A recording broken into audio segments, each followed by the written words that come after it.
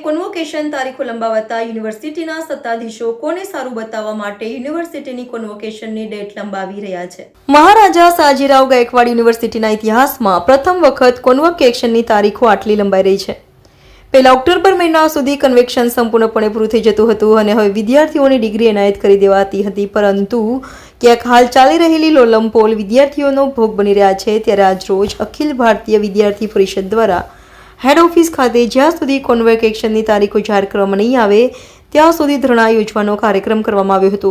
શું ખરેખર વિદ્યાર્થીઓ કરતાં ચીફ ગેસ્ટ મહત્વના છે? યુનિવર્સિટી સત્તાધીશો એવા તો કેવા નેતાની રાહ જોઈ રહ્યા છે કે જેને કારણે વિદ્યાર્થીઓનું ભવિષ્ય જોખમમાં છે?